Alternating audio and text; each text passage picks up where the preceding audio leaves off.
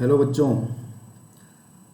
हम लोग आज के इस लेक्चर में बात करेंगे एक्सरसाइज 3.1 की। क्योंकि आपने मैट्रिक्स पर 3 लेक्चर देखे मैट्रिक्स पर, तो मैं ये सोच रहा हूँ कि इन लेक्चर्स पर बेस्ड जितनी एक्सरसाइजें हैं एनसीईआरटी की, हम उनको साथ में फिनिश भी करते रहें, जिससे कि कॉन्सेप्ट आपका जो भी आप लर्न कर रहे हैं, जो सीख रहे हैं, वो आपका क्वेश्चंस पर अप्लाई होता रहे और वो रिवाइज होता रहे। ठीक है, इस वजह से आज हम करेंगे एक्सरसाइज 3.1 और फिर इसके बाद वाला जो भी लेक्चर होगा उसमें हम 3.2 को कंप्लीट करेंगे। फिर जो एक टॉपिक बचा हुआ है ट्रांसपोज और सिमेट्रिक और स्क्यू सिमेट्रिक का पार्ट, उसको करेंगे। फिर उस पर बेस्ड क्वेश्चंस हम करेंगे and then we will start PYQs। ठीक है, बहुत स्टार्टिंग से ही सारी चीज़ों को प्लान करके करना है और पेपर जिस तरह आ रहा है उस तरह क्वेश्चंस करने हैं।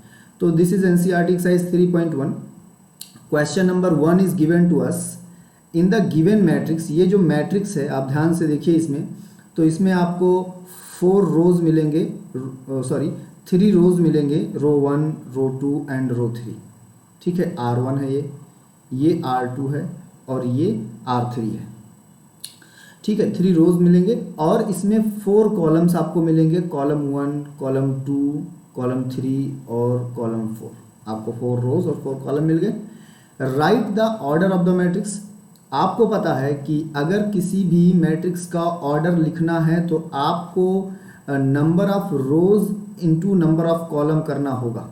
ठीक है, order of matrix A is equal to 3 cross 4। Clear.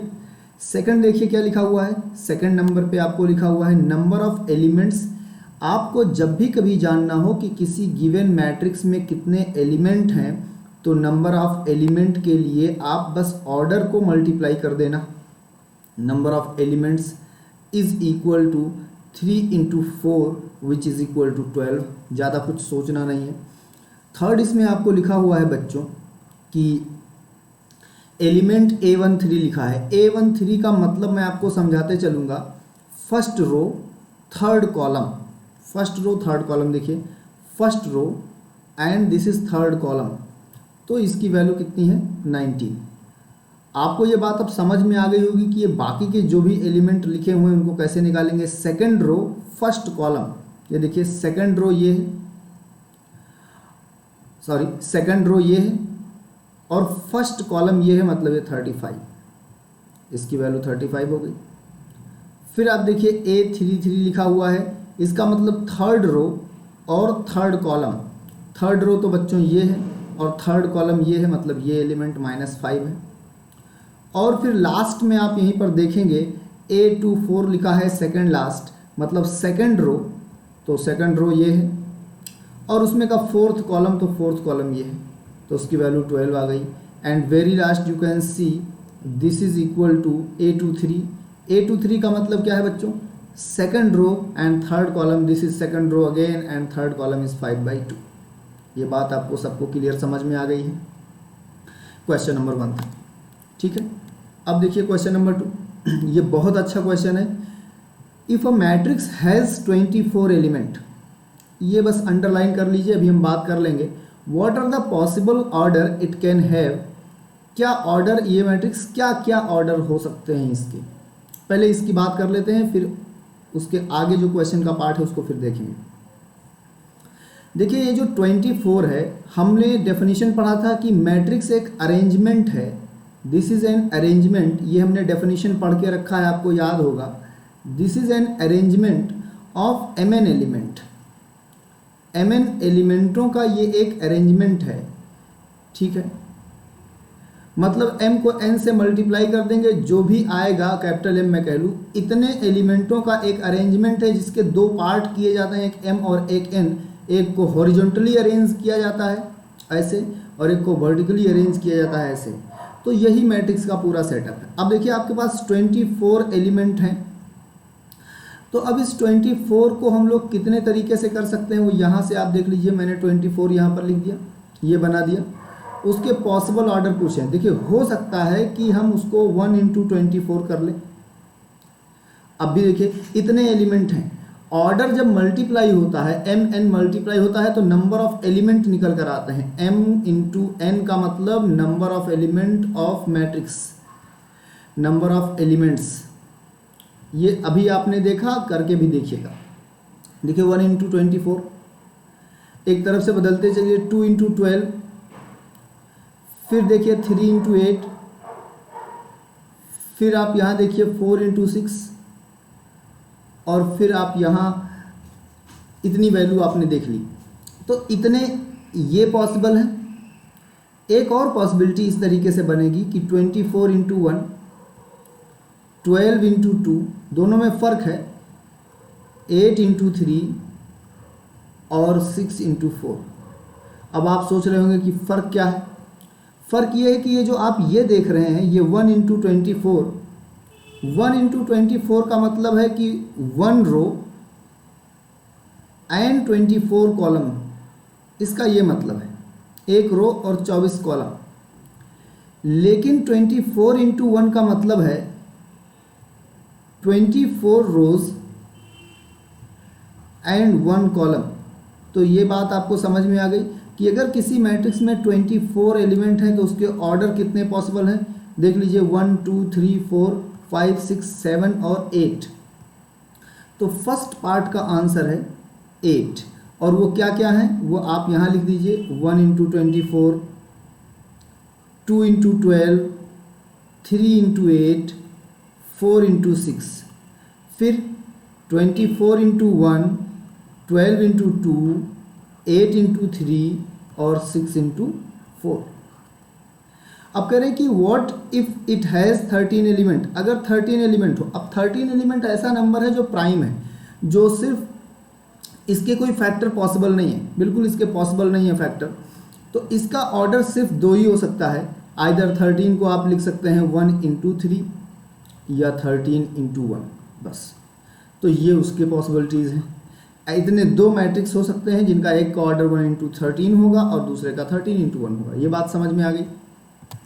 It was question number 2, NCERT exercise चल रही है। नेक्स्ट देखिए क्वेश्चन नंबर 3 देखिए, if matrix has 18 element what are the possible order it can have, what if it has 15 element. तो अब इसका order बताना है, अभी जस्ट हमने करा है।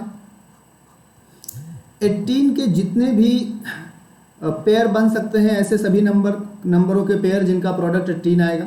तो मैं 1 इंटू 18 से शुरू करता हूँ, 2 इंटू 9, ये मैट्रिक्स के ऑर्डर हैं। ये जो फर्स्ट है ये रो है और ये जो सेकंड है वो कॉलम है। और 3 इंटू 6, अब यहाँ से स्टार्ट कर दिए 6 इंटू 3, 9 इंटू 2 और 18 इंटू 1। काउंट कर लीजिए 1 2 3 4 5 6, ये इतने मैट्रिक्स पॉसिबल हैं। अगर वो 5 हो तो फिर 5 भी एक प्राइम नंबर है, तो 1 इंटू 5 हो सकता है या 5 इंटू 1 हो सकता है। अब इसका अगर कोई आंसर पूछता तो इसके 2 ही मैट्रिक्स पॉसिबल है। ठीक है, ये बात आपको समझ में आ गई। ये क्वेश्चन नंबर 3 था, बिल्कुल 2 की तरह ही था। अब क्वेश्चन नंबर 4 देख लीजिए। देखिए 4 ये एक ऐसा क्वेश्चन है जहाँ से सीबीएसई में हमेशा एग्जाम में पूछा जाता है। सीबीएसई एग्जाम में हमेशा एक क्वेश्चन पूछा जाता है कि मैट्रिक्स बनाइए जब उसका जनरल टर्म गिवन हो। तो देखिए जैसे इसके सॉल्यूशन को यहीं से स्टार्ट करते हैं। उन्होंने कहा कि एक 2 क्रॉस 2 का construct a 2 cross 2 matrix. 2 cross 2 के मैट्रिक्स का मतलब है कि उसमें 2 रो हों और 2 कॉलम हों। तो आप पहले ही लेट कर लीजिएगा कि A equal to A11, A12, A21 और A22, पहले ही आपने लेट कर लिया। Construct a 2 cross 2 matrix A equal to this.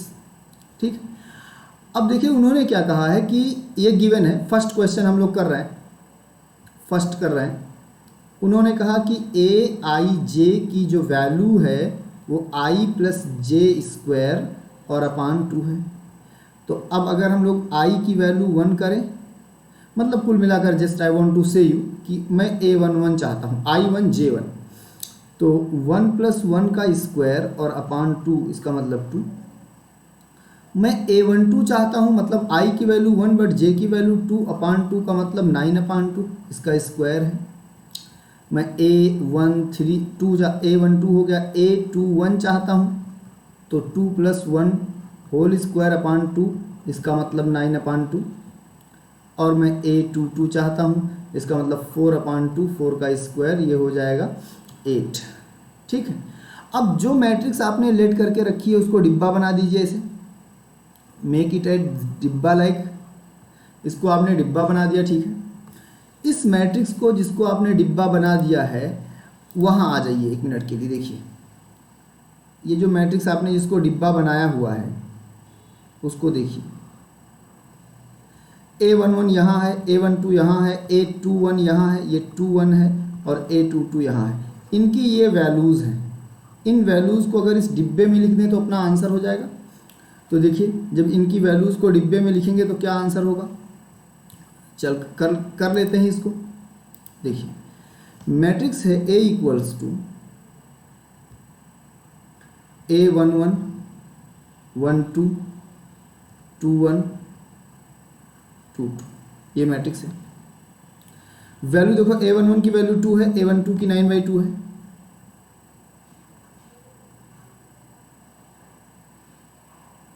A12 की 9/2 है। फिर देखो A21 की 9/2 है और A22 की 8 है।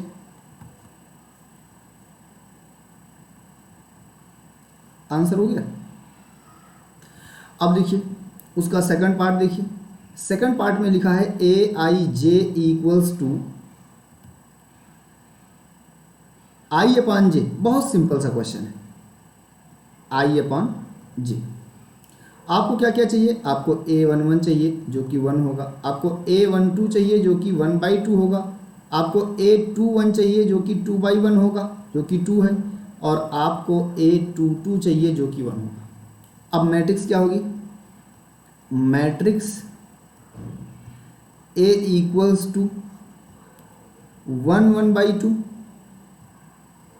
1/2 और 1, ये मैट्रिक्स हो गया। आपको लास्ट देख लीजिए, इसका लास्ट में लिखा है I+2j का होल स्क्वायर अपान 2, तो AIJ is equal to I+2j whole square upon 2, सही। तो चलिए A11 निकाल लेते हैं। A11 की वैल्यू देखो, यहाँ 1 लिखोगे और यहाँ 2, तो 3 स्क्वायर मतलब 9/2। A21 का मतलब है 4 स्क्वायर 8। A12 का मतलब है 12 का मतलब है 5 स्क्वायर अपान 2, और A22 का मतलब है 36/2 18। ठीक है, अब मैट्रिक्स क्या बनेगी, पहले A11 जो कि 9/2 है, A12 जो कि 25/2 है, A21 जो कि 8 है और A22 जो कि 18 है। ये आपका आंसर हो गया। क्या बात समझ में आ रही है। इट वॉज क्वेश्चन नंबर 3 और 4, इट वॉज 4 क्वेश्चन नंबर। देखिए फिर से सेम क्वेश्चन आ गया है, थोड़ा सा डिफरेंट है इसमें। क्वेश्चन नंबर 4 है, सॉल्यूशन देखिए इसका। फिर से मैट्रिक्स ही बनानी है लेकिन 3x4 की मैट्रिक्स बनानी है, तो आप लेट कर लीजिए। A11 3x4 का मतलब 3 रोज, A12 A13 A14, A21 A22 A23 A24 A31 A32 A33 और A34।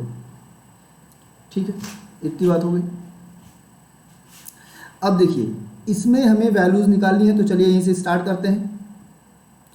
A11 फर्स्ट के लिए कर रहे हैं, फर्स्ट के लिए A11 की देखिए डेफिनेशन क्या है, 1/2 और वहाँ हो जाएगा -2 जो कि सिर्फ 1 बचेगा।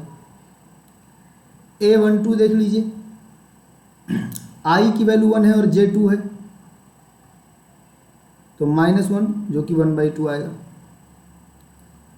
A13 देख लीजिए, I की वैल्यू 1 है और J उतना ही है, तो ये 0 हो जाएगा। और A14 देख लीजिए, तो -3 और +4, ठीक। इसी तरीके से आप देख लीजिए A21, तो जब आप A21 करोगे तो देखो I की वैल्यू 2 है और J1 है, तो -6 + 1 5, तो 5/2।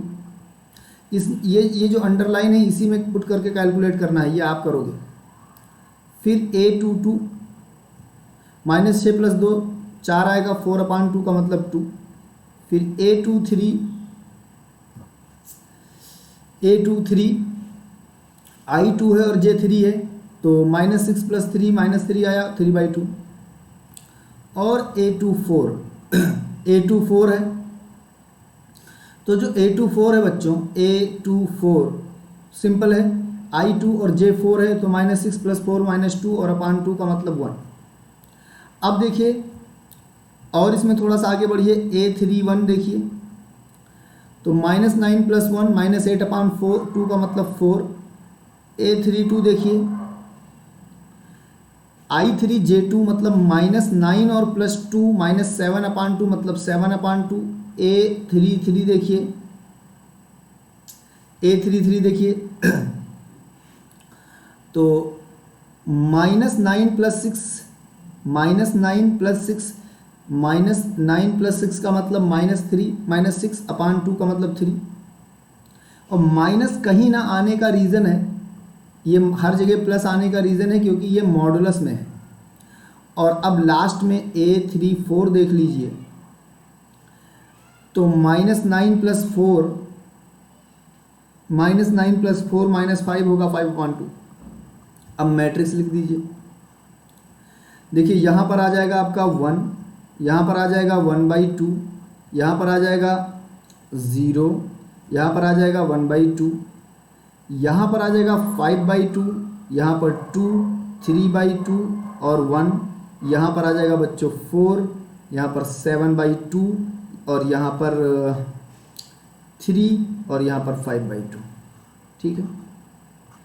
अब ये जो क्वेश्चन है सेकंड वाला, इसकी मैट्रिक्स आप कमेंट में आंसर बताओगे, इसका कमेंट बॉक्स में आप आंसर करोगे। This is for you, homework है ये होमवर्क है, आप इसको कमेंट में आंसर करोगे। ठीक, चलो नेक्स्ट क्वेश्चन पर आ जाओ। देखो यहाँ पर क्या है, क्वेश्चन नंबर 6 देखो, बहुत सिंपल एंड इजी क्वेश्चन है। क्वेश्चन नंबर 6 देखो, find the values of x, y and z from the following. यहाँ से चलिए सॉल्यूशन यहीं से स्टार्ट करते हैं। फर्स्ट पार्ट आप देखिए,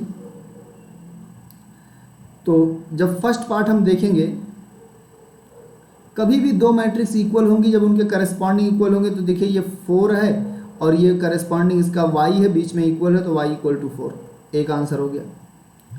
ये z है, इसका करस्पॉन्डिंग 3 है, तो z = 3, दूसरा आंसर आ गया।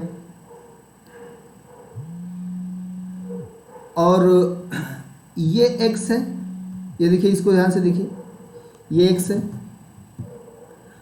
और यहाँ पर 1 है, तो x की वैल्यू कितनी आ गई, x की वैल्यू 1 आ गई। और 5 ये फर्स्ट का आंसर हो गया बच्चों। सेकंड में थोड़ा सा सॉल्व करना है, सेकंड में थोड़ा सा ये सॉल्व करना है। एक मिनट, सेकंड में आपको बहुत ज़्यादा कुछ नहीं करना है, बस थोड़ा सा सॉल्व करना है, वो मैं आपको बता दे रहा हूँ कि क्या सॉल्व करना है। देखिए x + y = 6, corresponding element equal हो गए, तो देखिए x + y = 6। 5, अच्छा 5 + z = 5, 5 + z = 5। यहाँ से तो z ऐसे ही आ गया 0, और x y की वैल्यू 8 है। अब ये इक्वेशन 1 है, ये इसको 2 कह लो। यहाँ से y की वैल्यू निकालो फ्रॉम फर्स्ट, y = 6 - x, यहाँ लिखो x × 6 - x = 8। सॉल्व करो इसको, 6x - x² = 8, तो x² - 6x और +8 = 0, x² 6x लिखा हुआ है बच्चों, फैक्टर करना है, मल्टीप्लाई करने पर 6 आए, लेकिन मल्टीप्लाई करने पर 8 आए, लेकिन यहाँ पर 6 दिखना चाहिए। तो सिंपल इसको बना लो यार, ऐसे तो ये बनेगा नहीं मुझे लगता है। और x plus y equal to 6 है, ठीक है, और x y is equal to 8 है, ठीक है, चलिए कोई दिक्कत की बात नहीं है। इसको लिख दो यहाँ पर 9। आपको पता है कि ये 8 था, ठीक है, ये 8 था, और इसको 9 बनाने में एक मैंने ऐड करा, तो मैं एक इधर ऐड करा हूँ तो एक उधर भी कर दूंगा, तो ये बन गया x माइनस 3 का whole square is equal to 1। x minus 3 की वैल्यू आ जाएगी प्लस माइनस 1। अगर मैं प्लस साइन ले लेता हूँ तो मुझे x माइनस 3 की वैल्यू 1 और x की वैल्यू 4 मिलेगी, ठीक है। और अगर मैं माइनस ले लेता हूँ तो मुझे x माइनस 3 की वैल्यू -1 और x की वैल्यू -2 मिलेगी। अब x की वैल्यू जो 4 है तो y हो जाएगा 2, देख लीजिएगा, क्योंकि ये देखिए y 6 माइनस वो है, और अगर x की वैल्यू -2 है तो y हो जाएगी 8।